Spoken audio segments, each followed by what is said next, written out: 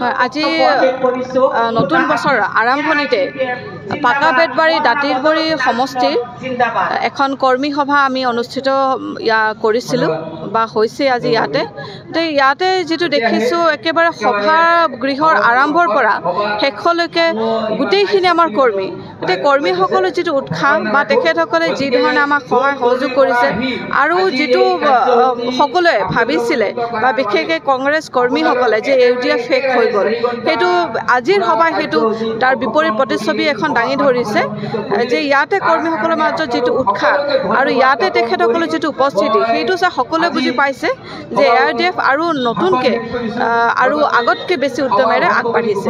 সন্মুখত যিহেতু পঞ্চায়ত নিৰ্বাচন আপোনালোকে কেনেধৰণৰ ৰণনীতি এইবাৰ লৈছে? হয় আমাৰ এইবাৰ পঞ্চায়তৰ নিৰ্বাচনৰ ৰণনীতি বুলি ক'বলৈ গ'লে আমি সন্মুখত আমি আশা ৰাখিছোঁ যে আমি মেক্সিমাম আমি যিমান পাৰোঁ ৱাৰ্ড মেম্বাৰসকলেও জিকা আনিবৰ বাবে আমাৰ জিলা পৰিষদৰ সদস্য বা জিলা পৰিষদৰ আমাৰ কেণ্ডিডেটসমূহ যাতে জিকে সেই হিচাপে আমি ৰণকৌশল ইতিমধ্যে প্ৰস্তুত কৰি আছোঁ। ৰাইজৰ মাজত বহিছোঁ, ৰাইজৰ লগত কথা পাতি আছোঁ। এতিয়া আশা ৰাখিছোঁ ৰাইজে আমাক আশীৰ্বাদ দিব আৰু আমি যিমান পাৰোঁ সিমানখিনি ৱাৰ্ড মেম্বাৰৰ পৰা আদি কৰি জিলা পৰিষদৰ সদস্যলৈকে জিকাবলৈ চেষ্টা কৰিম। চাৰিখনকৈ জিলা পৰিষদ আছে, ক'ত আপোনালোকৰ সাংগঠনিক বৰ্তমান বেছি আছে, ক'ত সক্ষম হ'ব বুলি কি আশা কৰিছে? চাৰিখন যিহেতু আছে, চাৰিখনৰ ভিতৰত আমি আশা কৰা ধৰণে তিনিখনত আমাৰ এতিয়া মানে ৰাইজৰ সঁহাৰি যথেষ্টখিনি পাইছোঁ।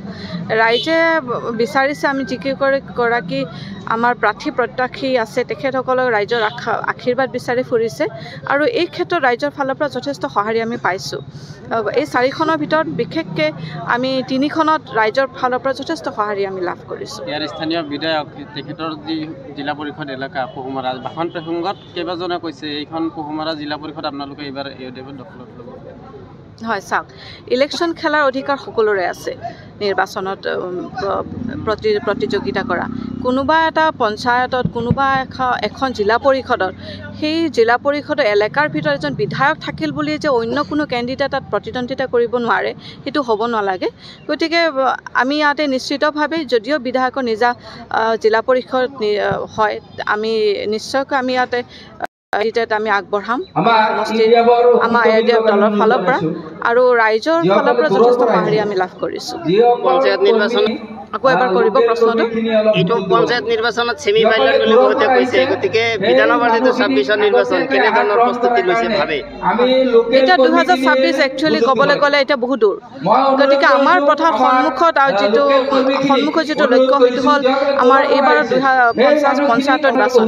এতিয়া আমি সকলো কৰ্মীকে আহ্বান জনাইছোঁ তেখেতসকলে যেন ভালকৈ কাম কৰে, কাৰণ 2026 নিৰ্বাচনকৈ যথেষ্ট দূৰ আছে। আমি পঞ্চায়ত নিৰ্বাচন জয়ী হ'ব পাৰিলেহে 2026 কথা আমি আৰু ভালকৈ চিন্তা কৰিব পাৰোঁ, নহ'লে হয়তো 2026 যুঁজখন আৰু আমাৰ বাবে কষ্ট কৰিব। শেহতীয়াকৈ আমি দেখিছোঁ ৰাইজৰ দলে কিন্তু পাকা বেতবাৰীত খোপনি পাতিছে, কেনেধৰণে আপোনালোকক ক্ষতি কৰিব নে আপোনালোক লাভান্বিত হ'ব তাৰ পৰা?